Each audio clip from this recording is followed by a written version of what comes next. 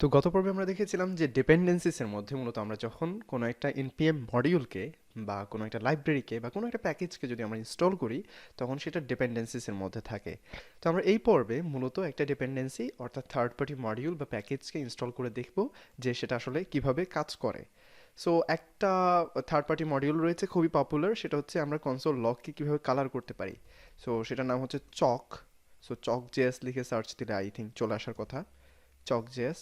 এই তো এনপিএম এর যে ওয়েবসাইট রয়েছে সেখানে আমরা চক নামে যেই প্যাকেজটি দেখতে পাচ্ছি সেটি আমরা আমাদের প্রজেক্টে ইনস্টল করে ফেলতে পারবো। সো এটি ইনস্টল করার জন্য এখানে দেওয়া আছে যে ইনস্টল করতে হবে কিভাবে, npm i অর্থাৎ ইনস্টল চক লিখলে আমাদের প্রজেক্টে ইনস্টল হয়ে যাবে। সো আমরা এটা কপি করলাম, কপি করার পরে আমাদের প্রজেক্টে আসবো। প্রজেক্টে এসে এখানে আমরা যদি পেস্ট করে দেই, পেস্ট করার পরে এন্টার দেওয়ার পরে আমাদের প্রজেক্টে এই যে লাইব্রেরি বা প্যাকেজটি রয়েছে সেটি ইনস্টল হয়ে যাবে। সো একটু খেয়াল করলে দেখবো যে আমরা ডিপেন্ডেন্সিসের মধ্যে আমরা চক নামে যেই লাইব্রেরি বা প্যাকেজ বা মডিউল যেটাই বলি না কেন, যেটা আমরা ইনস্টল করেছি সেটি দেখাচ্ছে।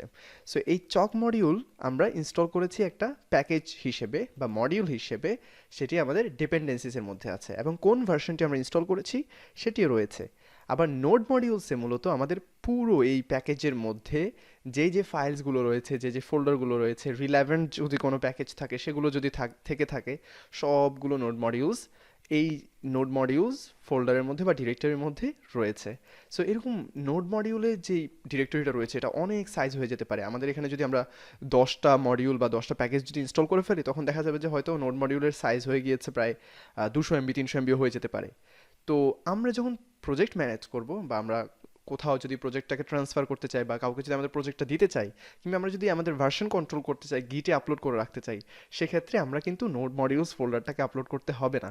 আমরা শুধুমাত্র আমাদের প্যাকেজ ডট জেসন ফাইল যেটা রয়েছে npm ইনিশিয়ালাইজ করার পরে যেটা আমরা ইনিট করেছি, এই প্যাকেজ ডট জেসন ফাইলটা যদি আমাদের গিটে থেকে থাকে তাহলে আমরা পরবর্তীতে জাস্ট আমাদের প্রজেক্টটা ক্লোন করে বা আমাদের প্রজেক্টটা আমাদের লোকাল কম্পিউটারে নিয়ে এসে আবার npm ইনস্টল দেওয়ার পরে পুরো সব কিছু প্রজেক্টের ডিরেক্টরিতে নোড মডিউলসের মধ্যে চলে আসবে। সো এক্ষেত্রে আমি যদি এখন একটু আবার নোড মডিউলসটাকে ডিলিট করে দেই, সাপোজ আমরা নোড মডিউলটাকে ডিলিট করে দিচ্ছি, ডিলিট করে দিলাম।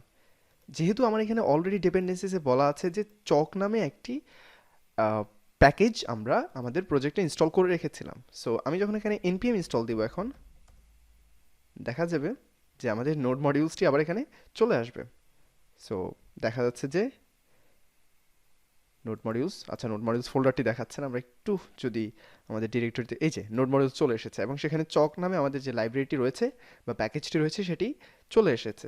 এবং পাশাপাশি অন্য যে প্যাকেজগুলো রয়েছে এগুলো মূলত চক জেএসের সাথেই এসেছে এবং চক জেএসের মধ্যে সেই প্যাকেজগুলো ডাউনলোড করার জন্য বা প্যাকেজ ডট জেএসএনে উল্লেখ করেছে, মেনশন করা ছিল যে কোন কোন প্যাকেজগুলো চক ডট জেএসের সাথে ইনস্টল হবে বা চক লাইব্রেরির সাথে প্যাকেজের সাথে ইনস্টল হয়ে যাবে।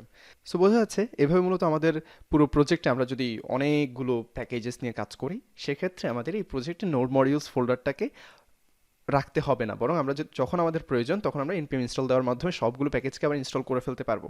যেহেতু আমাদের ডিপেন্ডেন্সিসের মধ্যে বলাই আছে যে কোন প্যাকেজটি ইনস্টল হবে, কোন ভার্সনটি ইনস্টল হবে, তাতে আর কোনো সমস্যা নেই, সবগুলো প্যাকেজই নেমে যাবে ওভাবে করে। সো এখন আমরা দেখবো যে চক জেএস দিয়ে কীভাবে আমরা আসলে কাজ করতে পারি। সো সেটি দেখার জন্য আমরা অবশ্যই অ্যাপ ডট জেএসে চলে যাব।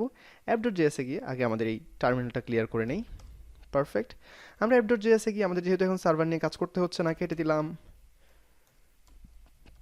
কনস্ট চক ইকুয়াল, যেহেতু আমরা একটি থার্ড পার্টি প্যাকেজকে ইনস্টল করেছি আমাদের প্রজেক্টের মধ্যে, আমাদের ওই মডিউলটি বা প্যাকেজটি রিকোয়ার করতে হবে। সো রিকোয়ার করার জন্য আমরা এখানে লিখব চক। এখন চক ভেরিয়েবলের মধ্যে আমাদের কি কি আছে আমরা একটু দেখি, কনসোল লগ চক, ডান। এখন যদি আমরা একটু রান করি নোড অ্যাপ, দেখা যাচ্ছে চকের মধ্যে অনেকগুলো ফাংশন আছে, চকের মধ্যে অনেকগুলো অবজেক্ট মেথড রয়েছে। সো আমরা সেগুলো নিয়ে কাজ করব। এখন আমরা একটু চকের যে অফিসিয়াল ডকুমেন্টেশন রয়েছে সেখানে দেখি যে চকটা কীভাবে ইউজ করে। দেখা যাচ্ছে যে কনসোল লগের মধ্যে যেহেতু আমরা কনসোল লগ দিয়ে কালারফুল কনসোল করতে চাই চক দিয়ে, সেটা এখানে দেখাচ্ছে। তো আমরা এটাকে একদম ডিরেক্ট কপি করে ফেলি, কপি করে জাস্ট যদি আমাদের প্রজেক্টে এখানে লিখে দেই এবং আমরা এখানে রান করি নোড অ্যাপ, দেখা যাচ্ছে যে আমাদের হ্যালো ওয়ার্ল্ডটি ব্লু কালারে চলে এসেছে। সো যেহেতু আমরা এখানে ব্লু দিয়েছি আমরা গ্রিন দেই, গ্রিন, ওকে পারফেক্ট। আবার যদি আমাদের প্রজেক্টটাকে রান করি দেখা যাচ্ছে গ্রিন কালারে চলে এসেছে আমাদের কনসোল লগটি। এভাবে আমরা চাইলে এই চক জেএস দিয়ে বা চক প্যাকেজটি দিয়ে আমরা আমাদের কনসোল লকে কালারফুল প্রিন্ট করতে পারি, কালারফুলভাবে প্রিন্ট করতে পারি। সো পরবর্তী পর্বে আমরা দেখব যে থার্ড পার্টি মডিউলের মধ্যে আমরা যেভাবে থার্ড পার্টি মডিউলগুলো ইনস্টল করেছি সেগুলো ডিপেন্ডেন্সিসের মধ্যে রয়েছে। তাহলে ডেভ ডিপেন্ডেন্সিস কি সেটা আমরা পরবর্তী পর্বে জানবো। Thank you so much for watching this video and wish you all the best.